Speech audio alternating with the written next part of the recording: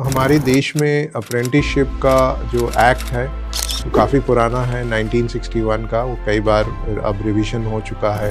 Actually में सबको अपने लाइफ में एक दफ़ा अप्रेंटिस रहना चाहिए। तो हमारे देश को अगर आगे बढ़ना है, पूरे देश को आगे विकसित होना है, जो हमारे माननीय प्रधानमंत्री जी का एक मिशन है विकसित भारत के लिए, तो उसके तहत जो है मुझे लगता है अप्रेंटिसशिप जो है वो एक बहुत बड़ा कंट्रीब्यूशन इस मार्ग में अपना योगदान देगा। लेबर है, वर्कर है, ऑपरेटर है, वो इतना ही एक मोस्ट क्रिटिकल पार्ट है किसी भी संस्था के लिए कि अगर वो ना हो कल के डेट में तमाम ऑफिसेज बंद हो जाएंगे।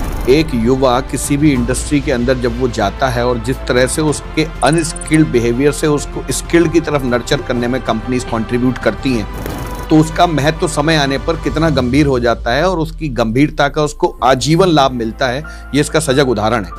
हर अप्रेंटिस के लिए अप टू 1500 रुपया या 25% स्टाइपेंड के 25% के हिसाब से मैक्सिमम 1500 रुपीज़ जो है डीबीटी एक बेनिफिट जो है अप्रेंटिस को डायरेक्टली मिल जाएगा। 350 महिलाओं को हमने ड्राइविंग की शिक्षा दी, कौशल विकास की काम किया हमने। वो सुबह 6 बजे से लेकर दिन के 12 बजे तक, जो एक बहुत फ्लेक्सिबल वर्किंग आवर है उस हिसाब से, क्योंकि बच्चे, कई महिलाओं के छोटे बच्चे भी हैं, तो वो बच्चे जब स्कूल जाते हैं उस पीरियड में वो काम भी कर लेते हैं, और जब तक बच्चा घर आता है तब तक वो महिलाएं वापस घर भी चला जाता है, अपने घर को भी संभाल लेते हैं। तो मैं निशांत राघव आप तमाम साथियों का हृदय की गहराइयों से आभार व्यक्त करता हूं कि आपने अब तक की हमारी चलाई जा रही पॉडकास्ट सीरीज को बहुत प्यार दिया, बहुत सराहा, और आप सबके लगातार आने वाले कमेंट्स हमें बताते हैं कि अभी हमें जागरूकता के क्षेत्र में युवाओं के लिए और भी बहुत काम करना बाकी है। तो इसी श्रृंखला में आज निशांत राघव आप सबके लिए लेकर आए हैं एक ऐसे प्रतिभा के धनी, एक महान व्यक्तित्व को, जिन्होंने इस देश के सबसे बड़े सेक्टर ऑटोमोटिव सेक्टर में अपना बहुत जबरदस्त योगदान दिया है। आज हमारे बीच, आज हमारे गेस्ट से ज़्यादा एक महान प्रतिभा के धनी, ऐसे व्यक्तित्व जिन्होंने अपने जीवन को स्किलिंग के क्षेत्र में खपा दिया और तमाम युवाओं के जीवन को उन्होंने सकारात्मक रूप से प्रभावित करके अनेकों सफलता की कहानियां गढ़ी हैं। मैं आप सबके बीच आज मिलवाने जा रहा हूं माननीय Shri Arindam Lahiri ji, CEO automotive sector skill council से।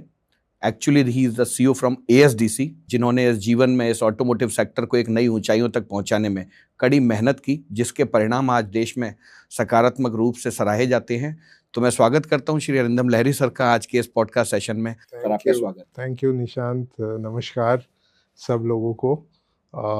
मुझे ये मौका आपने दिया है और मुझे लगता है कि ये आपकी बड़प्पन है कि आपने हमारे बारे में ऐसे बात कहा है। हम तो बस ऐसे ही थोड़ा सा स्किल के दुनिया में रुचि रखते हैं, तो इसलिए हमने सोचा कि इसी फील्ड में क्यों ना काम किया जाए। नहीं सर, आपकी पहल बहुत ही सराहनीय है और इस देश के तमाम सेक्टर्स जो इस देश की अर्थव्यवस्था को मजबूती देते हैं, उसमें ऑटोमोटिव सेक्टर का सबसे बड़ा ऑटोमोबाइल सेक्टर का ही कंट्रीब्यूशन है, और इस कंट्रीब्यूशन को जड़ों तक मजबूती पहुंचाने में स्किलिंग का बहुत महत्वपूर्ण योगदान है। और अभी हाल ही के पिछले कुछ वर्षों में सरकार ने स्किलिंग को और अधिक मजबूती प्रदान करने के लिए तरह तरह की योजनाओं का सृजन किया है, जिसमें से सबसे ज़्यादा जिसको इस समय सराहा जा रहा है और जिससे सबसे अधिक युवा लाभान्वित हो रहा है, वो है एक apprenticeship, national apprenticeship promotion scheme. हम सभी जानते हैं एक नैप्स प्रोग्राम है, जिसमें सबसे बड़ा योगदान आपके इस ऑटोमोटिव सेक्टर के माध्यम से इन युवाओं को दिया जा रहा है। तो सर, मैं आपके माध्यम से सबसे पहले तो सूक्ष्म ये समझना चाहूँगा कि अप्रेंटिसशिप NAPS है क्या? अप्रेंटिसशिप एक स्किल के क्षेत्र में, कौशल विकास के क्षेत्र में एक ऐसा स्कीम है जो बहुत पुराना है, सदियों से चले आ रहा है। अगर देखें इंडस्ट्रियल रेवोल्यूशन की शुरुआत में से ही ये इसका जो, और ये बल्कि ये क्यों, ये जब गुरु शिष्य परंपरा भी था हमारे देश में, तो वो एक्चुअली अप्रेंटिसशिप ही था। जो गुरु, एक मेंटर अपने मेंटी को सिखाते थे अपने कौशल को ट्रांसफर करते थे, skill transfer used to happen.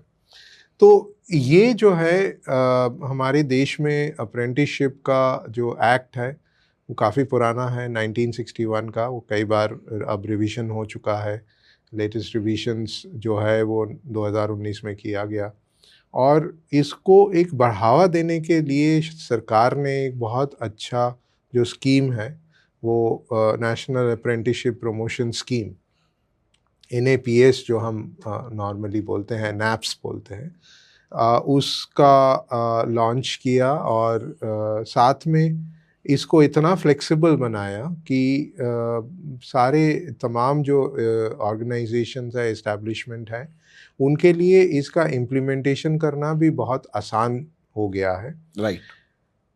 अगर मैं कैंडिडेट या जो हमारे स्टूडेंट्स हैं, जो हमारे नौजवान हैं, उसके लिए आप बोलूँ तो एक्चुअली में सबको अपने लाइफ में एक दफ़ा जो है अप्रेंटिस रहना चाहिए। और ये जो कल्चर है ये यूरोप में बहुत स्ट्रॉन्ग है। वहाँ पे हर एक नौजवान जो है वो कोई ना कोई अप्रेंटिसशिप करता है। और उसी के वजह से जो यूरोप के तेज़ी से ग्रोथ हुआ है या उन्होंने जो इतना डेवलप किया है अपने इकोनॉमी को, वो पॉसिबल इसलिए हुआ है कि सबके पास वो कौशल या हुनर जो है हम बोलते हैं वो उनके पास रहा है। और उन्होंने ये सीखा कहाँ से? उन्होंने सीखा ये अप्रेंटिसशिप प्रोग्राम के ज़रिए। तो हमारे देश को अगर आगे बढ़ना है, पूरे देश को आगे विकसित होना है, जो हमारे माननीय प्रधानमंत्री जी का एक मिशन है विकसित भारत के लिए, हमारा जब 100 साल इंडिपेंडेंस का होगा 2047 में, तो उसके तहत जो है मुझे लगता है अप्रेंटिसशिप जो है वो एक बहुत बड़ा कंट्रीब्यूशन इस मार्ग में अपना योगदान देगा। और मुझे लगता है कि ऑटोमोटिव क्षेत्र जो है हमेशा से ही अप्रेंटिसशिप के तरफ एक झुकाव है। और पिछले कई वर्षों से हम लोग ASDC से जो अलग अलग संस्थाओं के साथ बात किए हैं, जुड़े हैं, उससे ये लगता है कि जिनको ये समझ में आया कि अप्रेंटिसशिप प्रोग्राम के थ्रू जो है अपने स्किल्ड वर्कफोर्स को इस इंडस्ट्री में लाना एक बहुत अच्छा रूट है, वो इंडस्ट्रीज़ बहुत अच्छा कर रहा है और अपना योगदान दे रहा है अपनी इकनॉमी को मजबूत करने के लिए। और जो नौजवान इस अप्रेंटिसशिप के रूट से जाते हैं उनके लिए एक लाइफ लॉन्ग एक स्टैम्प आ जाता है अप्रेंटिसशिप सर्टिफिकेट के थ्रू कि उसको ये पूरे जैसे हमारा 10वीं के सर्टिफिकेट होता है, वो क्या होता है? वो एक शिक्षा का एक पड़ाव है जो जिसमें उसको मालूम है कि अगर आपने 10वीं की है तो आपको कुछ चीज़ें बेसिक आता है, ये माना जाता है। करेक्ट है।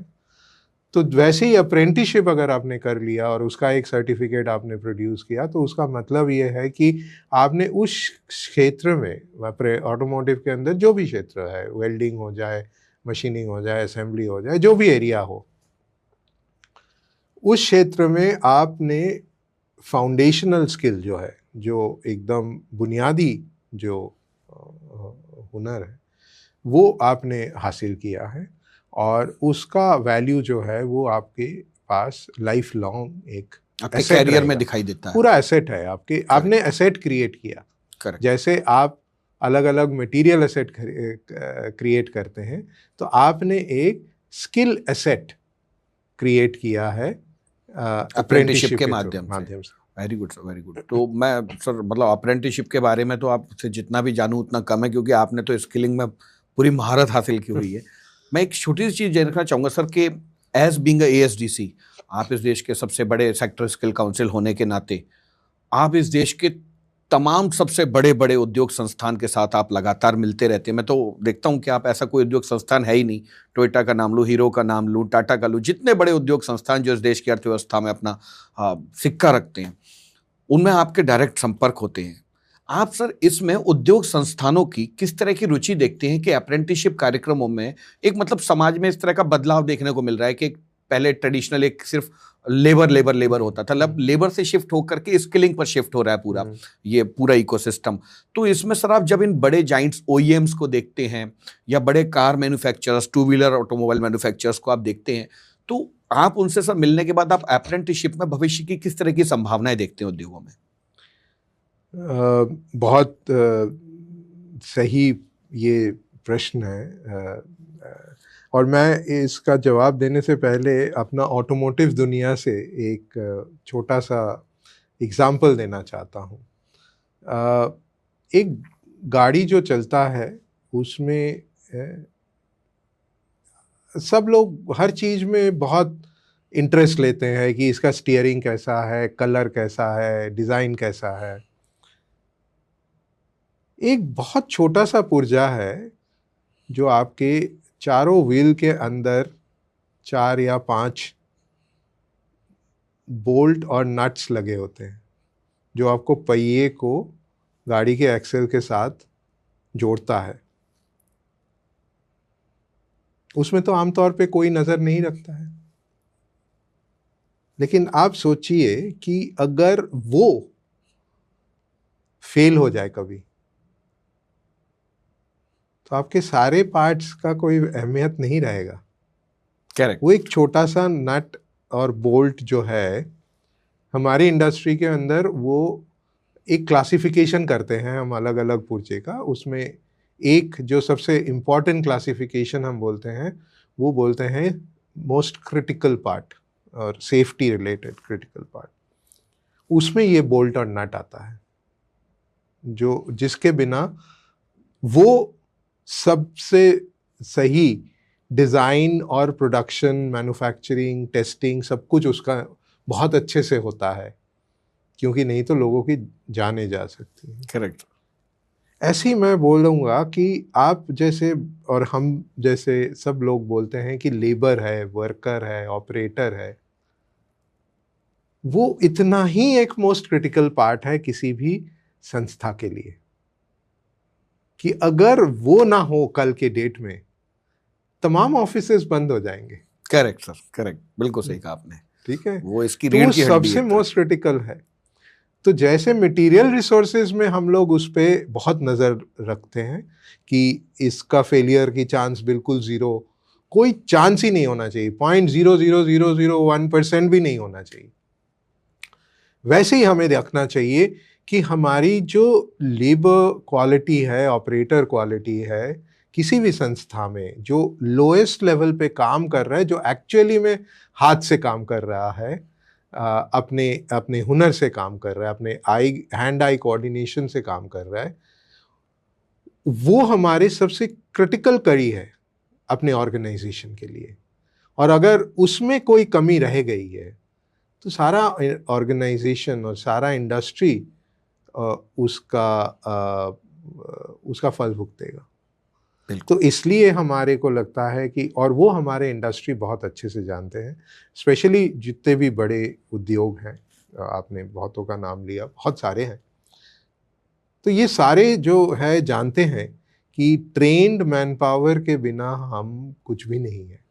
और ऑपरेटर लेवल पे ट्रेनिंग सबसे ज़्यादा इन्वेस्टमेंट होता है। करेक्ट। और अप्रेंटिसशिप एक ज़रिया है उसका, और बहुत अच्छा इम्पॉर्टेंट ज़रिया है। तो आज ही नहीं, बरसों से ये चले आ रहा है। और आज क्योंकि इंडस्ट्री इतना बड़ा हो गया है, इतना ग्रोथ हो गया है, अभी भी हमारे पास ग्रोथ के बहुत अपॉर्चुनिटी है इंडिया के अंदर ऑटोमोबाइल इंडस्ट्री में, बट हम ग्रो कर रहे हैं, हम डोमेस्टिक मार्केट में भी ग्रो कर रहे हैं, एक्सपोर्ट मार्केट में भी ग्रो कर रहे हैं।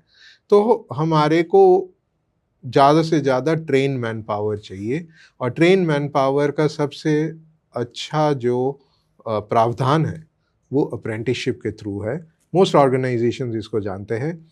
छोटे उद्योग जहाँ पे है वहाँ पे थोड़ी सी अभी भी चैलेंज है, बट वो भी हम देख रहे हैं कि कैसे उनको और हैंड होल्ड करे और सपोर्ट दे, ताकि वो भी इस स्कीम का फ़ायदा उठा सकते हैं, ले सकते हैं, और कंट्री को भी और ऐसे इस्टेब्लिशमेंट्स मिले और ऐसे और संस्थाएं मिले जहाँ पे नौजवान जो है हमारे देश के, वो वहाँ पे अपना अप्रेंटिसशिप खत्म बहुत अच्छा लगा सर। ये जितना भी आपने एक जो इसमें एक छोटे सी चीज़ को आज आपने कनेक्ट किया, एक नट बोल्ट जिसे स्टड बोलते हैं, और आज उसका महत्व को आपने जितनी गंभीरता से और एक युवा के कैरियर से रिलेट करके बताया, मुझे लगता है कि इससे सकारात्मक उदाहरण हो नहीं सकता कि एक युवा किसी भी इंडस्ट्री के अंदर जब वो जाता है और जिस तरह से उसके अनस्किल्ड बिहेवियर से उसको स्किल्ड की तरफ नर्चर करने में कंपनीज कंट्रीब्यूट करती हैं, तो उसका महत्व समय आने पर कितना गंभीर हो जाता है और उसकी गंभीरता का उसको आजीवन लाभ मिलता है, ये इसका सजग उदाहरण है। मैं ये जानना चाहूँगा सर कि इस अप्रेंटिसशिप में इंडस्ट्रीज एक ऐसा फिनोमेना देखा गया है कि अप्रेंटिस आईटीआई लोग ही कर सकते हैं या डिप्लोमा, बहुत जो हाईली क्वालिफाइड है वही लोग अप्रेंटिस या इंटर्नशिप करते हैं, ऐसा एक पुराना एक ट्रेंड चला आ रहा है। बट अभी नैप्स के आने के बाद से, नेशनल अप्रेंटिसशिप प्रमोशन स्कीम जब से आप लोग इसको एग्जीक्यूट कर रहे हैं, तो ऐसा देखने में मिला है कि इसके अंदर और भी तरह के युवा जो आईटीआई की योग्यता या डिप्लोमा की नहीं रखते, उनके लिए भी अवसर मिले हैं। तो सर मैं इस पर थोड़ा सा आपसे जानना चाहूंगा कि किस तरह के युवा इसका लाभ ले सकते हैं। तो इसमें देखिए, वो किस हुनर की हम बात कर रहे हैं, किस कौशल की हम बात कर रहे हैं, उस पर डिपेंड करेगा। कई काम ऐसा है जहाँ पे आपको कोई ऐसा ITI, diploma, graduation, post graduation की ज़रूरत नहीं है, और वहाँ पे हो सकता है कि 5वीं पास हो, 8वीं पास हो, वैसे लोग भी इसमें शामिल हो सकते हैं। जैसे मैंने आपको कहा है कि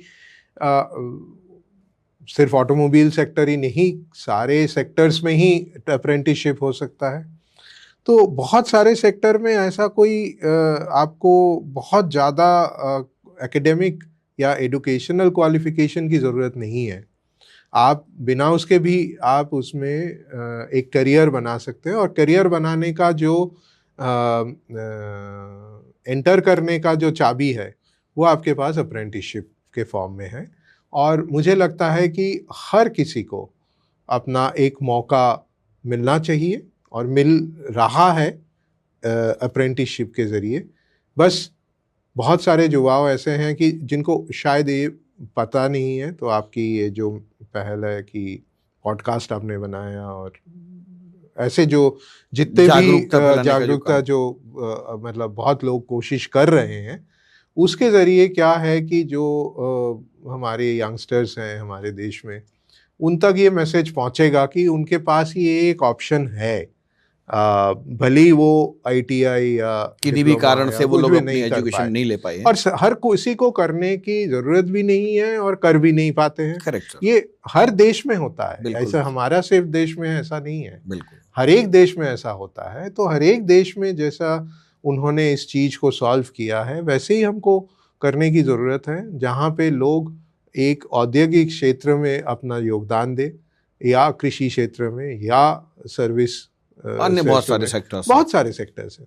मतलब मैं इसको अगर मैं समावेश में अगर लाना चाहूँ तो ये हर उस युवा के लिए एक रास्ता है, एक तरह का अप्रेंटिसशिप, जिसकी किसी भी पारिवारिक आर्थिक परिस्थितियों के कारण वो अपनी आगे की पढ़ाई को हायर एजुकेशन से रिलेट नहीं कर पाया और वो ड्रॉप आउट हो गया। यदि वो ड्रॉप आउट भी हो गया तो आज वो उसके पास जिस कौशल का अभाव है, उस कौशल का प्रमाण पत्र लेने के लिए वो एक अप्रेंटिसशिप के मार्ग को चुन सकता है, और जिसके माध्यम से 5वीं, 8वीं या 10वीं पास या 12वीं पास व्यक्ति भी ड्रॉप आउट होने के बावजूद अपने कैरियर में कौशल का प्रमाण पत्र हासिल करके अपने कैरियर को नए आयाम दे सकता है। बिल्कुल। इनफैक्ट आप देखिए कि जो डिग्री, डिप्लोमा भी किया है, उसको भी अप्रेंटिसशिप करने की ज़रूरत पड़ता है। बिल्कुल, क्योंकि उसको भी जो वर्क एनवायरनमेंट है, काम की जो दुनिया है, बिल्कुल, उसके बारे में तब तक वो नॉलेज नहीं होता है जब तक ना वो एक रियल लाइफ में एक किसी संस्था के साथ जुड़ जाता है। और उसके वो कैसे जुड़ेगा? वैसे ही अप्रेंटिसशिप के थ्रू ही जुड़ेगा, या इंटर्नशिप के थ्रू ही जुड़ेगा। करेक्ट। तो उसी के माध्यम से उसका जर्नी शुरू होता है। और जिन्होंने नहीं भी किया है, उनका भी जर्नी इसी के थ्रू शुरू होता है। मतलब तो ये सबके लिए कॉमन है। ये एक इस तरह की पहल कह सकते हैं कि ये बच्चे को आभासी दुनिया से एक व्यक्तिगत दुनिया में, यहाँ पर उसको practical on job training, advance technology, advance tools का इस्तेमाल, ये सब कुछ करने की उसको एक फ्रीडम मिलती है, जहां पर वो इसका लाभ लेके अपने स्किल्स को और निखार पाता है। सर, एक सवाल खड़ा होता है कि जब इंडस्ट्रीज अप्रेंटिसशिप को हायर करना चाहती हैं, अपने आप मौका देना चाहती हैं, तो कोई भी किसी भी तरह का उद्योग संस्थान कितने अप्रेंटिस अपने यहाँ पर रख सकता है सर? तो इसका सरकार ने एक एक्ट के तहत तैयार किया है कि 15% तक अपने जो लोग हैं उसके 15% तक उन्होंने उनके पास ये ऑप्शन रहता है, और 2.5% तो उनको कंप्लायंस के तौर पे रखना चाहिए, क्योंकि ये एक एक्ट है। तो ये एक हर एक ऑर्गेनाइजेशन जिनके पास कम से कम एटलीस्ट 30 लोग हो, उनके लिए तो ये मैंडेटरी है ना। एकदम करना ही चाहिए, मतलब 2.5% लोग रखना ही चाहिए, और वो 15% तक जा सकते हैं। कई कई स्टेट में हमारे 25% है। और मुझे लगता है कि अगर ज़्यादा से ज़्यादा संस्थाएं इसमें और अप्रेंटिस एंगेज करेंगे, तो सरकार भी इसको और उस नज़रिए से देख पाएंगे कि इसका परसेंटेज थोड़ा और इंक्रीज किया जाए। तो ये मेरे हिसाब से तो वो कभी वो एक कोई उसका हिंड्रेंस नहीं होगा, उसका कंस्ट्रेंट नहीं होगा कि परसेंटेज में लिमिट हो जाए।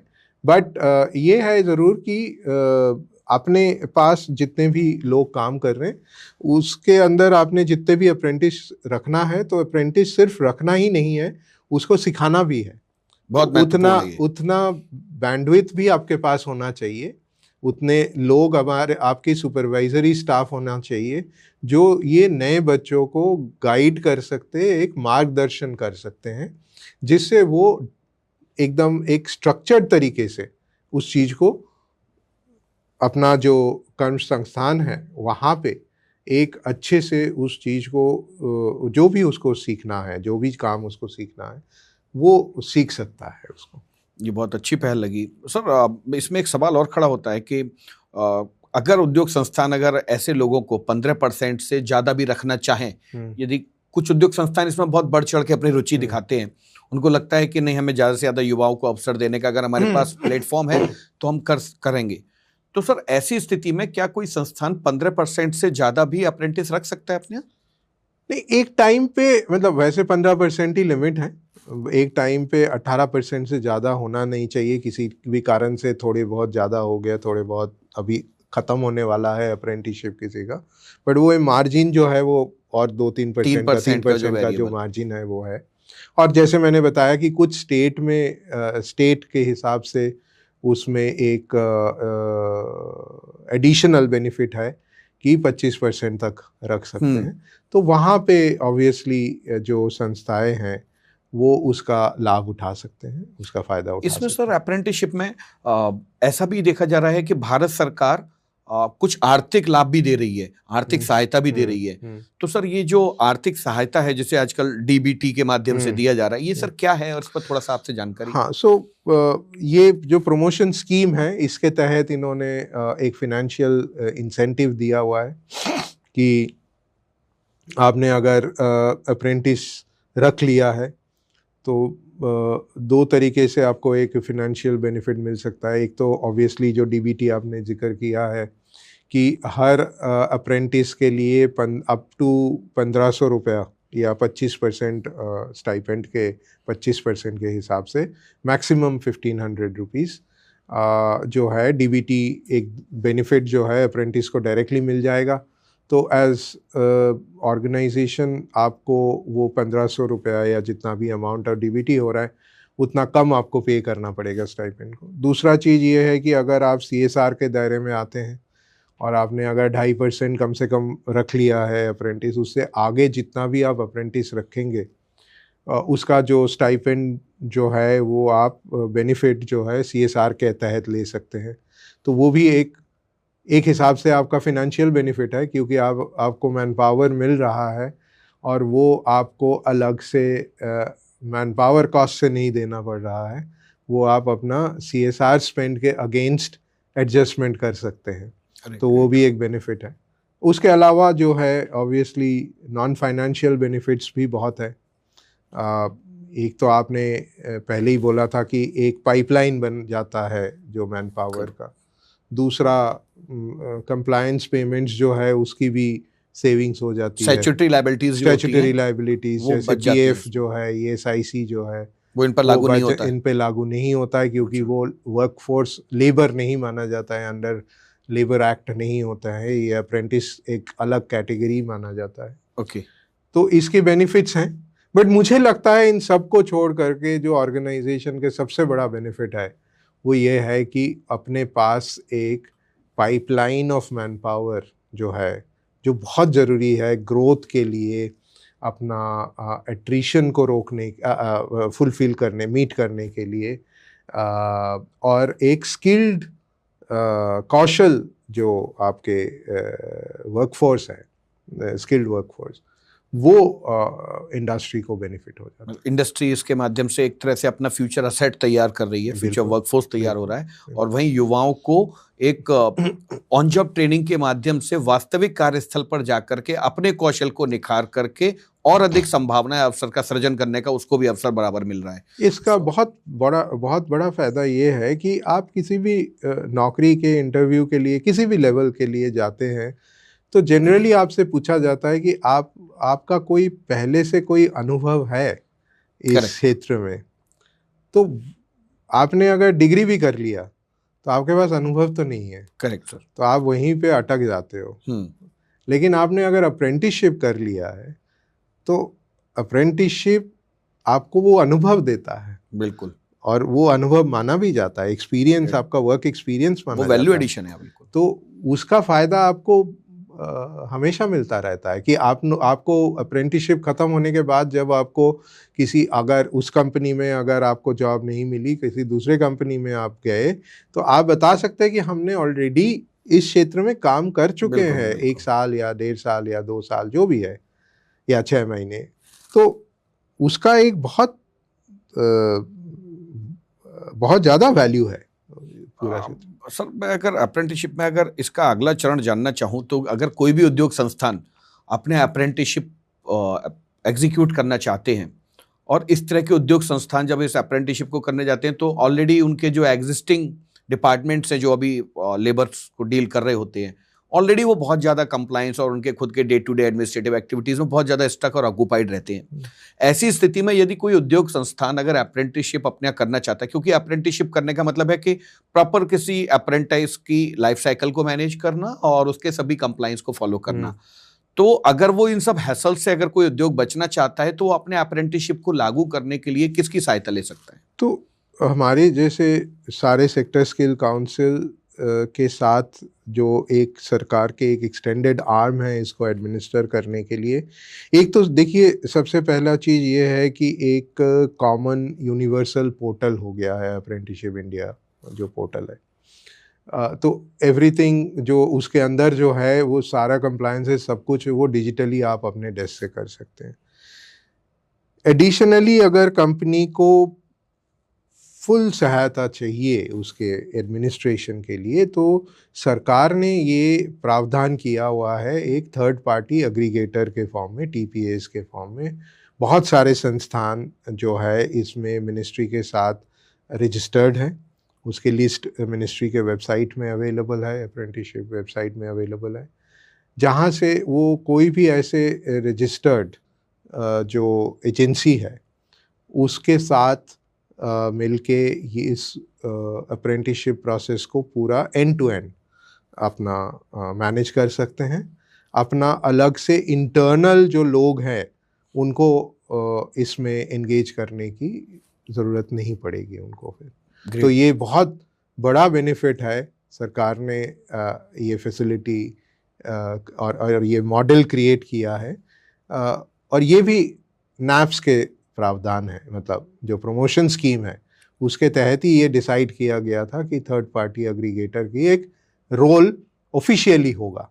अनऑफिशियली तो कई बार कई लोग कर लेते थे पहले भी, करेक्ट, बट ये एक ऑफिशियल एक रोल एस्टैब्लिश्ड हो गया है और मिनिस्ट्री उनके कामकाज को जो है वो रिव्यू करते हैं, समीक्षा भी कर रही है। समीक्षा भी करते हैं।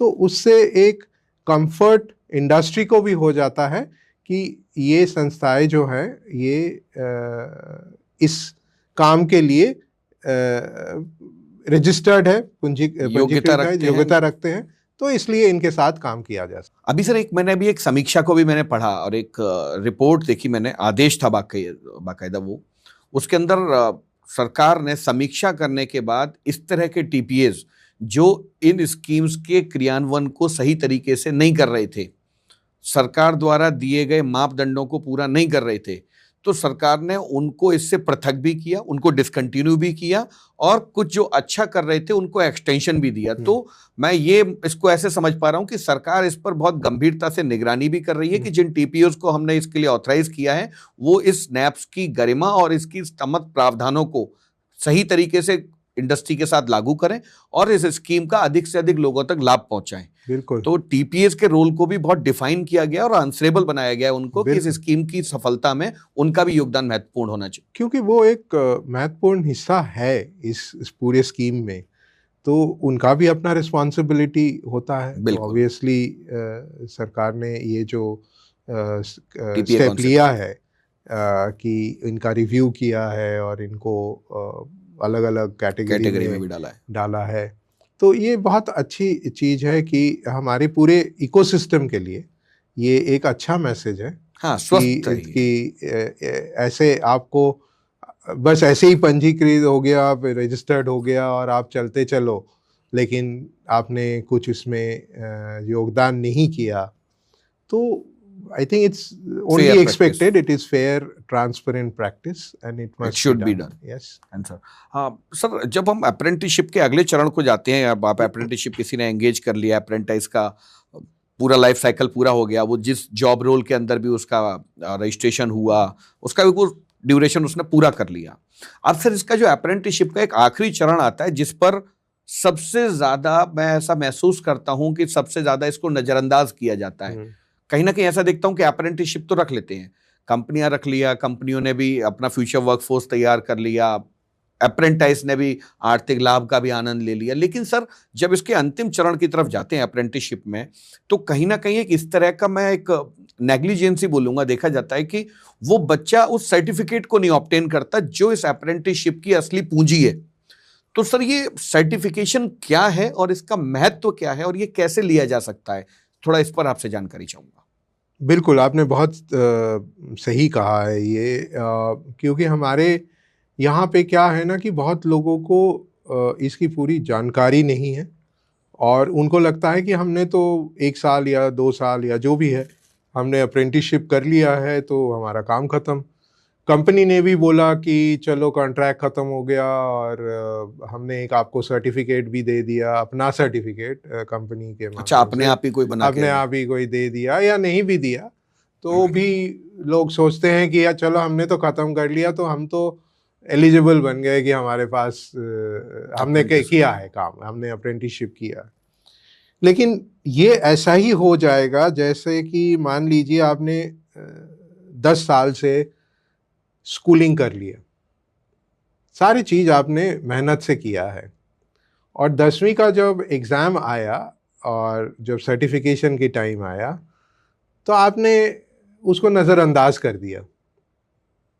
तो बाद में क्या होगा, आपसे जब मांगा जाएगा कि आपके पास 10वीं का सर्टिफिकेट है तो आप दिखा नहीं पाएंगे, तो आपकी कैटेगरी चेंज हो जाएगा कि अरे ये तो चलो 10वीं तक हो सकता है कि ये पढ़ाई किए हो, लेकिन ये 10वीं पास नहीं है।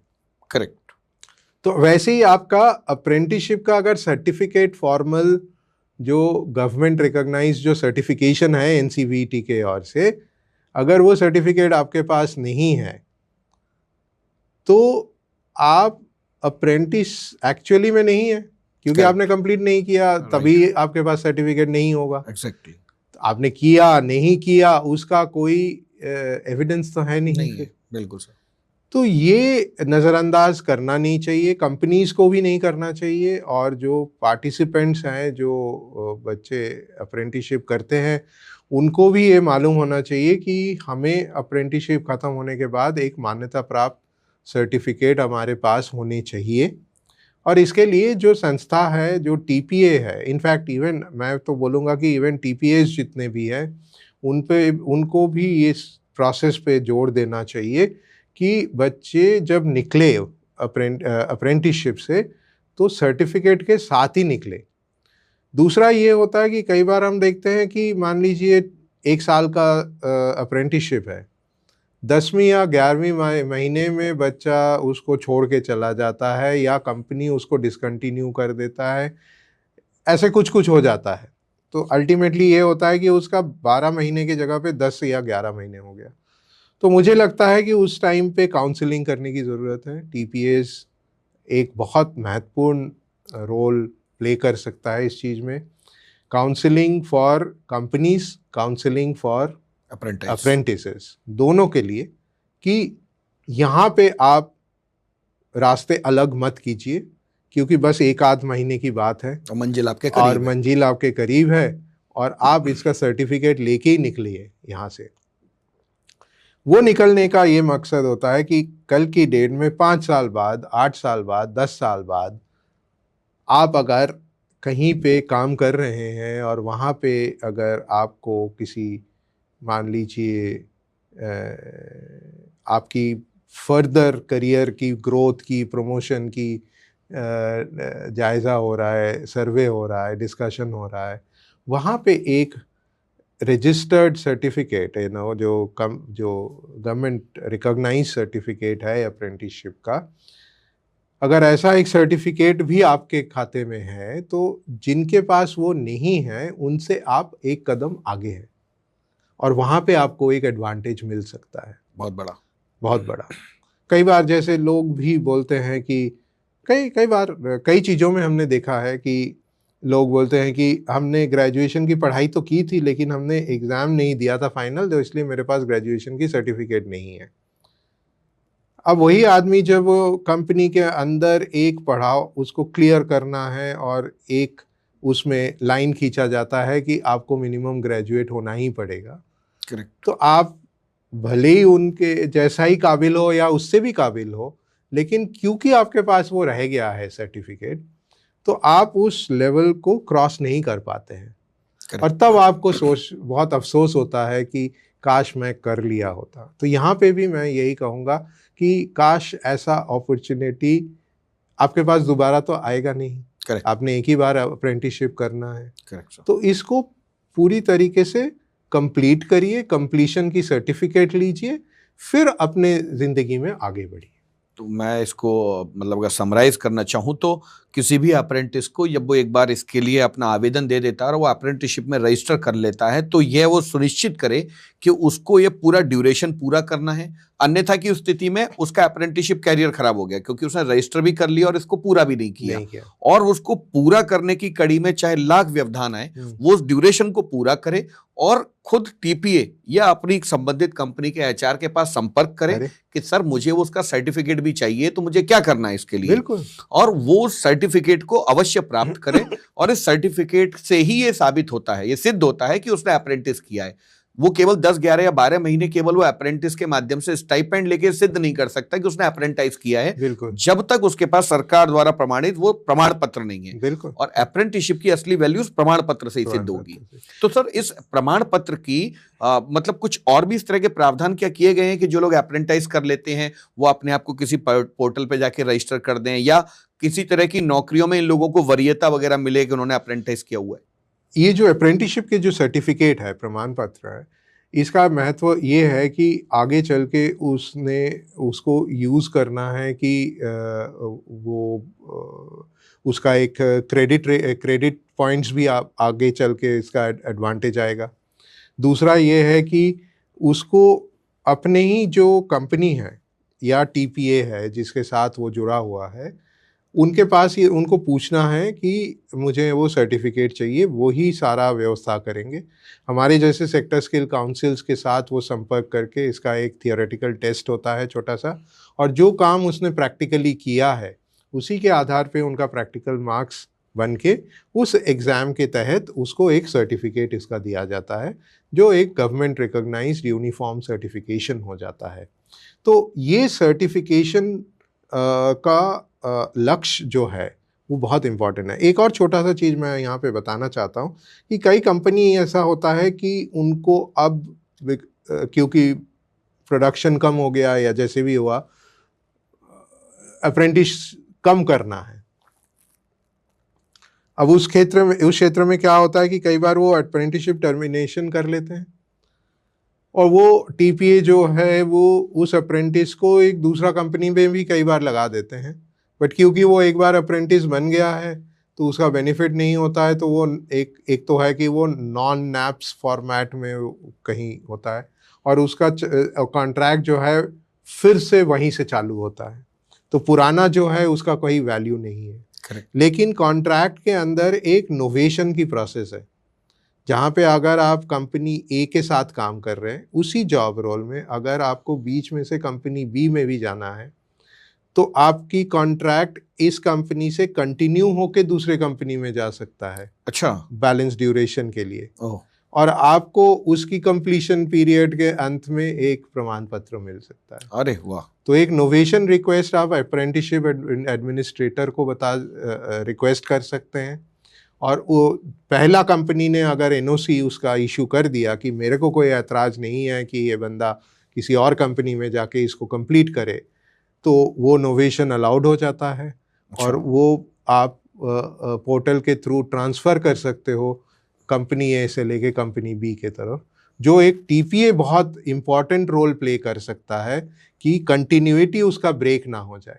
तो एक तरफ से आपको ये महसूस कराना है कैंडिडेट को कि वो पूरा ड्यूरेशन जो अप्रेंटिसशिप का है 12 महीने, 18 महीने, 24 महीने जो भी है, वो बीच में छोड़ के ना जाए। कंपनी को भी ऐसा सजेस्ट करे, बट कंपनी का बिजनेस कंपल्शन होता है, रिक्वायरमेंट होता है कि मुझे अभी नंबर कम करना है, तो 10 लोग कम करना है, 15 लोग कम करना है। ये भी रियलिटी है लाइफ में। फैक्ट है। तो इसको ऐसा मत देखिए कि वहाँ से वो हट गया, तो इन बच्चों से बात करके उनको काउंसिल करके नियर बाय किसी यूनिट में हो सकता है कि उसी टाइप के 15 लोगों की रिक्वायरमेंट हो, और 15 नहीं हो तो 5-5 और 2-3 कंपनी में अलग अलग जा सकता है, ताकि बच्चे का कैरियर सेफगार्ड किया जा सके, ताकि उसका एक अप्रेंटिसशिप का जो जर्नी शुरू हुआ है वो ढंग से खत्म हुए। तो आप बोल सकते हो कि हमने अप्रेंटिसशिप अपना मंजिल हमने पा ली। बहुत अच्छा सर, बहुत अच्छा सर। मैं इस समय काफ़ी देर से आपका तो ऑटोमोटिव सेक्टर स्किल काउंसिल सबसे ज़्यादा अप्रेंटिस एंगेज करता है आज के समय में, सबसे बड़े आंकड़े आपके पास हैं। मैं अगर कोट करूं तो शायद 2-3 सेक्टर स्किल को अगर मैं मिला दूं तब जाके ऑटोमोटिव के बराबर होंगे, इतना बड़ा अप्रेंटिसशिप आप लोगों ने एंगेज किया है। मैं सर इस सब में थोड़ा सा इंडस्ट्रीज़ की जानकारी के लिए और युवाओं के भी रुचि को ध्यान में रखते हुए सेक्टर स्किल काउंसिल के रूप में एएसडीसी की क्या महत्वपूर्ण भूमिका रहती है इस पूरे अप्रेंटिसशिप इकोसिस्टम में, सर वो समझना चाहेंगे। अप्रेंटिसशिप इकोसिस्टम में क्या था कि जो गवर्नमेंट बॉडीज़ है, स्टेट गवर्नमेंट जो बॉडीज़ हैं, रीजनल डायरेक्टरेट्स हैं, ये जो है ट्रेडिशनली यही लोग अप्रेंटिसशिप एडमिनिस्ट्रेशन में इन्वॉल्व थे। लेकिन जब से ये फ्लेक्सिबल सिस्टम्स इंट्रोड्यूस हुआ और नैप्स की स्कीम भी लॉन्च हुआ, तो एक ऑप्शनल ट्रेड के तहत हमारे सेक्टर स्किल काउंसिल्स में हर सीईओ को एक जॉइंट अप्रेंटिसशिप एडवाइज़र बनाया गया है, ताकि वो भी इस अप्रेंटिसशिप एडमिनिस्ट्रेशन के काम पे सरकार का हाथ बटा सकते हैं। और एट द सेम टाइम जो इंडस्ट्री है उसको प्रमोट कर सकता है कि अप्रेंटिसशिप पे उनको आना चाहिए।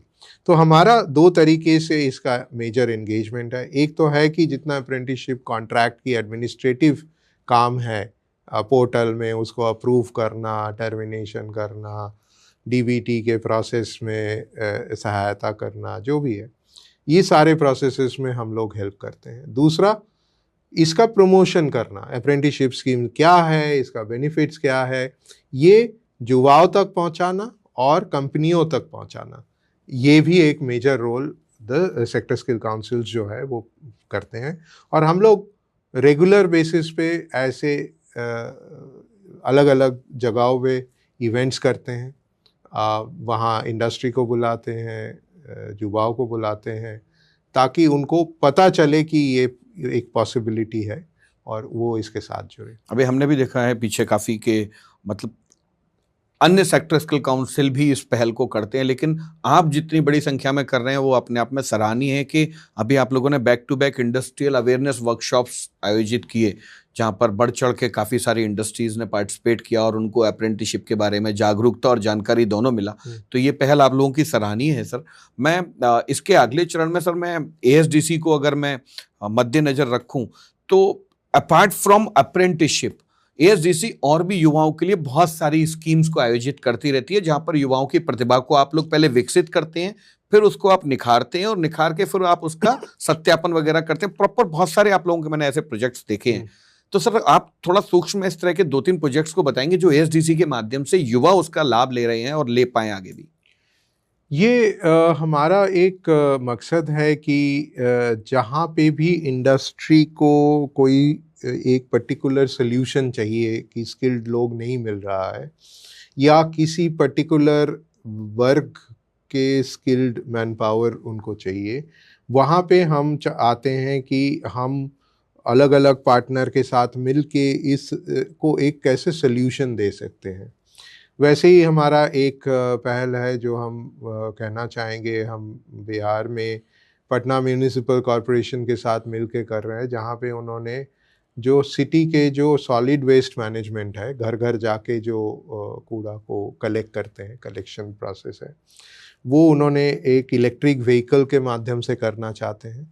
और उन इलेक्ट्रिक व्हीकल को चलाने के लिए महिलाओं को वो जोड़ना चाहते हैं। अरे वाह। ओके, तो हमने करीब अगले इसी सवाल पे आने वाला था। 350 महिलाओं को हमने ड्राइविंग की शिक्षा दी, कौशल विकास की काम किया हमने, और उनको फिर जो पटना म्यूनिसिपल कॉरपोरेशन की जो कॉन्ट्रैक्टर है उनके अंडर उनका एम्प्लॉयमेंट हुआ, ताकि वो सुबह 6 बजे से लेके दिन के 12 बजे तक, जो एक बहुत फ्लेक्सिबल वर्किंग आवर है उस हिसाब से, क्योंकि बच्चे, कई महिलाओं के छोटे बच्चे भी हैं, तो वो बच्चे जब स्कूल जाते हैं उस पीरियड में वो काम भी कर लेते हैं, और जब तक बच्चा घर आता है तब तक वो महिलाएं वापस घर भी चला जाता है, अपने घर को भी संभाल लेते हैं, और उनका एक लाइवलीहुड, उनका एक जो अर्निंग पोटेंशियल है वो भी जुड़ गया है। तो ऐसे ही हमारे साथ अभी हम दिल्ली और बेंगलोर के अंदर जो कैब सर्विस है इलेक्ट्रिक व्हीकल के, ब्लू स्मार्ट कंपनी की तरफ और से, वहाँ पे उनके साथ मिलके हम लोग एक काम कर रहे हैं कि हम महिलाओं को कैसे कैब ड्राइवर के रूप में शहर में उनको एंगेज कर सकते हैं, ताकि महिलाएं सुरक्षित महसूस करें महिलाओं के साथ। Obviously that is number 1। दूसरा, महिला अपने आप में एक ड्राइविंग में एक वैल्यू, एक डाइवर्सिटी ऐड कर सकते हैं, हमारी रोड रेज खत्म हो सकता है, कई सारी चीज़ हो सकता है अगर ज़्यादा से ज़्यादा महिलाएं भी भागीदारी इसमें भागीदारी में आए। तो ऐसी कई सारे पहल है महिलाओं को लेके, इलेक्ट्रिक व्हीकल्स को लेके, जो हमारे नए टेक्नोलॉजी के व्हीकल्स आ रहे हैं अभी, और हम चाहते हैं कि भारत के अलग अलग हिस्सों में, अलग अलग कोने में ऐसे कई सारे प्रोजेक्ट्स हम लोग विकसित करें, ताकि वहाँ की जो इकोसिस्टम है स्किल का, वहाँ एक थोड़ा मोटिवेशन बने कि हाँ, ऐसे भी प्रोजेक्ट्स हम लोग कर सकते हैं, और वो थोड़ा एक बिगर स्केल में पहुँच पाए धीरे धीरे देश के अंदर। हमारा काम है कि उस जर्नी को शुरुआत करना, ऐसा नहीं है कि हम अकेले कर पाएंगे as a sector skill council. बहुत सारे पार्टनर्स की ज़रूरत है, फंडिंग पार्टनर्स की ज़रूरत है, इम्प्लीमेंटेशन पार्टनर्स की ज़रूरत है, प्लेसमेंट पार्टनर्स की ज़रूरत है। हम चाहते हैं कि ये सब आइडियाज़ को लेके हम आगे बढ़े, और एक हमारी जो विकसित भारत की जो सपना है उसमें हमारा छोटा सा योगदान as automotive sector skill council, automotive skill development council हम उसमें रखें। बहुत ही मतलब आपकी उत्तम पहल है सर। मैं इसमें इसको महिला सशक्तिकरण से जोड़ूंगा कि जहां इस तरफ कई तरफ आजकल हम देख रहे हैं कि महिलाओं के उत्पीड़न इत्यादि के कई सारे केसेस आ रहे हैं, वहीं पर आप लोग महिलाओं की सुरक्षा, उनका सशक्तिकरण और उनका आत्मनिर्भर बनना, इन सभी दिशाओं में महिलाओं के प्रति जिस तरह का आज एएसडीसी काम और ये पहल कर रहा है, ये अपने आप में विकसित भारत की एक बड़ी पहल कहलाएगा और ये इसमें महत्वपूर्ण योगदान देगा, क्योंकि कोई भी समाज बिना महिलाओं के कभी भी पूरा नहीं हो सकता, विकसित नहीं हो सकता। और इसमें महिलाओं की भागीदारी को जिस तरह से आप लोग बढ़ा रहे हैं, ये सराहनीय है सर। सर अभी एएसडीसी की हमने अभी एक बड़ी उपलब्धि के बारे में सुना, अभी स्किल ओलंपिक हुआ और स्किल ओलंपिक अपने आप में सभी स्किल सेक्टर्स के लिए अपने आप में एक बड़ा रुचि का विषय रहता है कि वो साल भर मेहनत करके अपने आगे छात्रों को तैयार करते हैं और उनका एक स्टेज पर जाकर के परफॉर्मेंस सबके विदेशियों के बीच में तमाम देश के लोग आए हुए थे। और सर अभी हमने ऐसा देखा और सुना और कई समाचार पत्रों में भी छपा, ऑटोमोटिव सेक्टर स्किल काउंसिल ने इसमें बड़ी बाजी मारी। सर मैं उस पर थोड़ा सा आपका कुछ जानना चाहूँगा। ये एक बहुत ही यूनिक इनिशिएटिव वर्ल्ड में रहा है। हम लोग इसको स्किल के ओलंपिक्स बोलते हैं, वर्ल्ड स्किल्स, जहाँ पे 80 से ऊपर अलग अलग देश की प्रतिनिधि अलग अलग कौशल की क्षेत्र में कंपटीशन होता है और 4 दिन तक चलता है ये किसी पर्टिकुलर देश में। इस बार फ्रांस में हुआ, लियोन में, 10 से 15 सितंबर के बीच में। भारत से हम लोग 52 स्किल्स में, 52 स्किल्स में भाग ले रहे थे। उसमें से 9 स्किल्स ऐसा है जहाँ पे एएसडीसी को ये रिस्पॉन्सिबिलिटी दिया गया था कि हम टैलेंट को ढूंढे भारत में और उनकी कंपटीशन कराए भारत में इंडिया स्किल्स के अंदर, और जो भी विनर होता है वो देश को रिप्रेजेंट करेंगे स्किल ओलंपिक्स में। तो हमारे 9 टीम, 13 पार्टिसिपेंट, कुछ टीम इवेंट्स भी होता है, कुछ पेयर्स में होता है, तो 13 ऐसा पार्टिसिपेंट्स हमारे पार्टिसिपेट किया 9 स्किल में, जिसमें से 4 स्किल में हमको, 1 स्किल में हमको ब्रॉन्ज मिला, अरे वाह, और 3 स्किल में हमारी मेडेलियन ऑफ एक्सीलेंस जो होता है वो मिला। 4 स्किल में हमको वो सक्सेस मिला। बाकी 5 स्किल में हम चुके। उम्मीद करते हैं कि आगे चल के हम उसमें भी अच्छा करेंगे।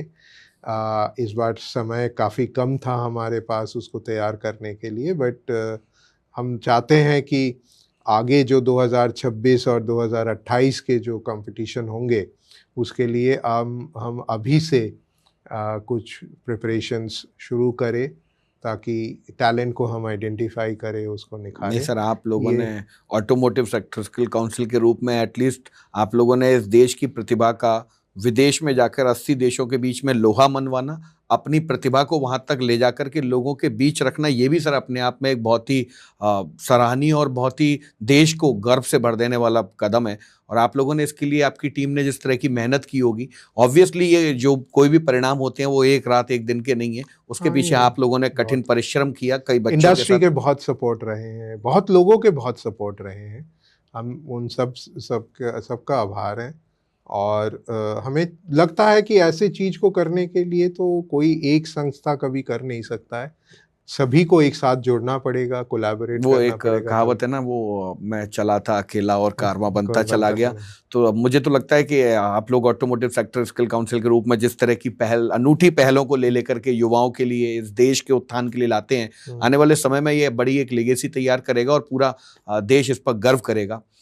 सर मैं एक और चीज़ को आपसे जानना चाहूँगा, आपने अपना पूरा जीवन खपा दिया इस स्किलिंग को अपग्रेड करने में, यूथ को स्किल्ड बनाने में, तरह तरह के माध्यम से। एएसडीसी से पहले भी आपने अपना पूरा कैरियर आपने स्किलिंग को दिया सर। और मैं अगर देखूं एक व्यक्तित्व के रूप में, श्री अरिंदम लहरी जी इज इटसेल्फ अ इकोसिस्टम। तो सर आप अपने इस पूरे कैरियर में जब स्किलिंग को देखते हैं तो कोई एक ऐसी सक्सेस स्टोरी आपको याद आती है जो कभी दिल को छू जाती हो? बिल्कुल। देखिए, इस क्षेत्र में हम मैन्युफैक्चरिंग से आए, हमने मारुति से काम करना काम सीखा हमने वहाँ पे, हनीवेल में भी काम किया, इंडस्ट्री में काम किया, बट इन एजुकेशन ट्रेनिंग में हम आए 20-22 साल पहले, ताकि हमने जो सीखा है वो किसी और को भी थोड़ा सिखा सकते हैं इस उम्मीद से। और स्किल के बारे में मेरे को बिल्कुल नहीं पता था। अब मान लो 2007-8 तक कभी हमने सोचा नहीं था कि इस क्षेत्र में हम काम करेंगे, बट उस टाइम सरकार ने नए इनिशिएटिव्स लेना शुरू किया था, तो हमें पता चला, तो हमने भी सोचा कि हम भी कुछ इसमें योगदान दें, कुछ करें। तो हमारी उस करंट संस्था में उस टाइम पे जहाँ पे मैं था, वहाँ पे हम लोग राजस्थान में कुछ स्किल ट्रेनिंग सेंटर्स शुरू किए थे। और एक चीज़ जो मेरा दिल को बहुत छू गया था, और आज भी इतने सालों बाद भी मेरे को यकीनन वही याद हमेशा रहता ही है, हमेशा साथ रहता है एक्चुअली। मैं किसी कोर्स के उपरांत एक जो सर्टिफिकेशन सेरेमनी होता है उसमें गया हुआ था, और एक बच्चा जिसने एक स्किल कोर्स किया था, मेरे ख्याल में एयर कंडीशनिंग रेफ्रिजरेशन का, उसके उपरांत उसने सर्टिफिकेट लिया, तो हमने उनसे ऐसे ही पूछ लिया कि आपने 3 महीने में क्या सीखा इस कोर्स में।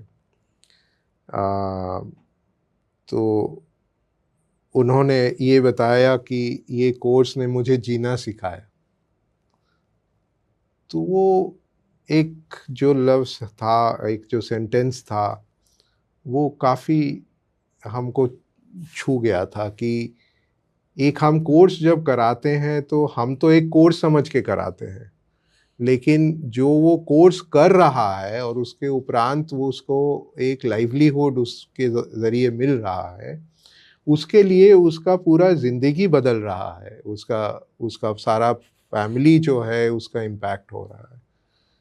और सिर्फ यही नहीं, वो बच्चा करीब 2 साल बाद हम लोगों से बात हो रही थी, तो हमें बहुत खुशी महसूस हुआ उस टाइम कि वो बच्चा जब वो सीख के एक सर्विस रिपेयर शॉप में नौकरी करना शुरू किया। मेरे ख्याल में उस ज़माने में 4-5 हज़ार रुपये का तनख्वाह मिलता था उसको।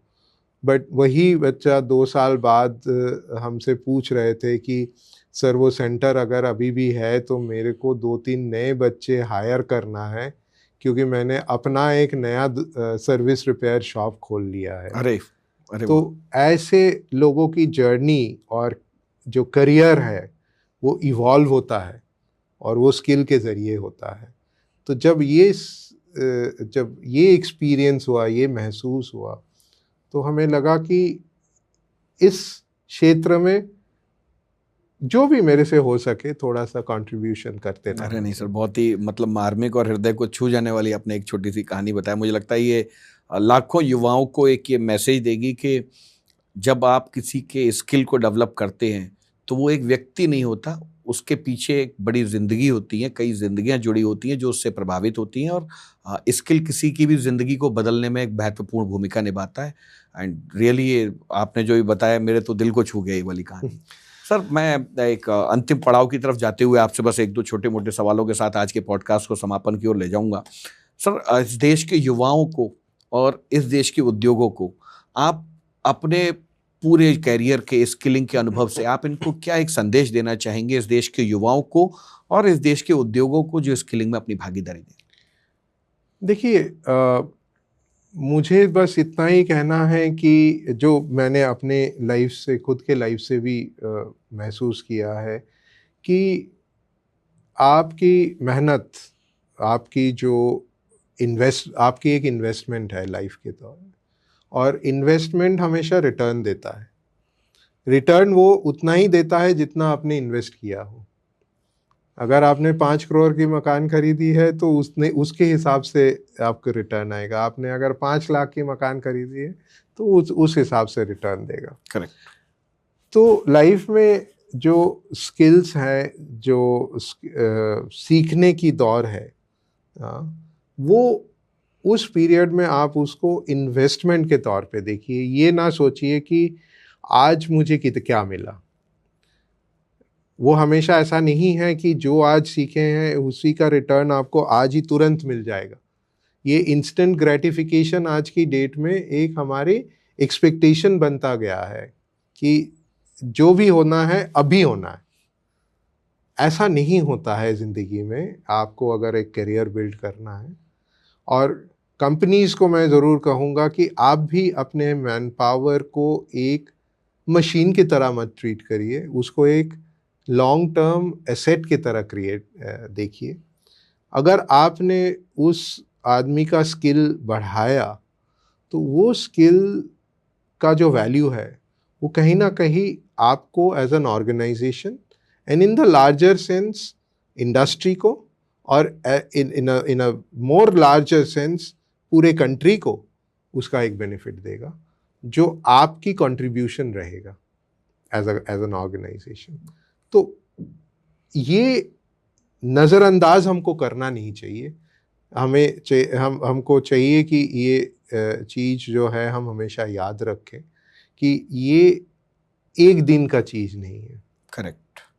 ये आपकी पूरी ज़िंदगी में एक कंसिस्टेंसी होना चाहिए, और ऑर्गेनाइजेशन की ज़िंदगी में भी एक कंसिस्टेंसी होना चाहिए, ग्रेट, जिससे आप पूरे देश को ही बदल सकते हैं। ग्रेट मैसेज, और मतलब it's really heart touching message कि यूथ को भी ये समझना पड़ेगा कि धैर्य के साथ ही वो सफलता अर्जित कर सकता है, और उद्योग जितना अपना योगदान दे रहे हैं वो सिर्फ अपने उद्योग निर्माण के साथ साथ इस देश के युवा के सशक्तिकरण और राष्ट्र निर्माण में भी वो काम आएगा, और ये योगदान उनका अविस्मरणीय होगा। सर, मैं एक आखिरी सवाल के साथ आपको लेके जाऊंगा। डिजिटल एजुकेशन के रूप में हम इस तरह की जागरूकता पहल करते रहते हैं, पॉडकास्ट के माध्यम से डिफरेंट अवेयरनेस वर्कशॉप्स करते रहते हैं, हम ट्रेनीज़ की काउंसलिंग सेशंस, स्किल यात्रा, इस तरह के हम इवेंट्स करते रहते हैं ताकि युवाओं तक, उद्योगों तक और समाज के हर वर्ग तक जागरूकता तो जानी चाहिए। तो सर, आप डिजिटल एजुकेशन की इस तरह की पहल को, आप तो काफ़ी समय से सबको ऑब्जर्व, सबका ही करते हैं, this is not about digital, आप सभी का ऑब्जर्व करते हैं, आप इस सर पहल को लेकर के सर आपका कैसा विचार है? नहीं, मुझे बहुत खुशी भी होता है, मुझे गर्व भी होता है कि हम भी आपके साथ जुड़े हुए हैं, और ये जो आपकी लार्जर मैसेज है, क्योंकि ये भी आप ऐसे ही कर रहे हैं ना, जैसे मैं पिछले सवाल में जवाब दे रहा था कि ये आज के लिए नहीं कर रहे हैं आप, ये एक लंबा अरसे के इम्पैक्ट चेंज जो आप करना चाहते हैं उसके वजह से आप ये सब चीज़ कर रहे हैं। तो मुझे बहुत अच्छा लगता है कि आपकी ये पर्सपेक्टिव है, आपकी ये विज़न है डिजिटल एजुकेशन में कि बिज़नेस है, उसकी अपनी अहमियत है, हर दिन का आपको बिज़नेस भी देखना पड़ता है, लेकिन हमको लॉन्ग टर्म का जो विज़न है, गोल है, वो भूलना नहीं चाहिए। तो ये आप कर रहे हैं, बहुत अच्छा है, करते रहिए, और नए नए तौर तरीके से करते रहिए। पॉडकास्ट नया तरीका है, इवेंट्स आप लोग करते ही हैं, हम लोग भी आप लोगों के साथ 1-2 इवेंट्स किए हैं, कई सारे इवेंट्स करे हैं, इनफैक्ट इंडिविजुअल काउंसलिंग करते हैं आप लोग। तो ये अलग अलग तरीके से, अलग अलग चैनल के मार्फत आपको जो है आगे इस चीज़ को, इस संदेश को आगे ले जाना है, और and all the best to distill and to your efforts. Thank you sir, आज के इस पॉडकास्ट के लिए आपने अपना महत्वपूर्ण समय दिया, और आपके आज के विचार ये इस युवा के जीवन में एक ऐसा प्रभाव और सकारात्मकता लाने वाले हैं कि मुझे लगता है कि आप जैसे महान व्यक्तित्व को सुनना सबके लिए एक मौका होगा, जहां आप जैसे प्रतिभा के धनी, इतने व्यस्त रहने वाले लोग अपना ये संदेश इन युवाओं तक नहीं पहुंचा पाते। बट आज हम डिजिटल एजुकेशन के रूप में हमने ये प्रयास किया कि एक महान स्किलिंग क्षेत्र के प्रतिभा के धनी और अपने आप में कई प्रतिभाओं से लबालेब श्री अरिंदम लहरी सर को हमने आज सुना, और हम ऐसा विचार रखते हैं कि ये आने वाले समय में उद्योग संस्थानों के कई तरह के जो डाउट्स हैं उनको भी क्लियर करेगा, वहीं युवाओं को भी भविष्य में अपने सपनों को साकार करने की दिशा में एक तरह का बीजारोपण का काम करेगा, और देश का युवा इससे लाभान्वित होगा। और इन्हीं शब्दों के साथ आज के इस कार्यक्रम में शामिल होने के साथ धन्यवाद। Thank you. Thank you.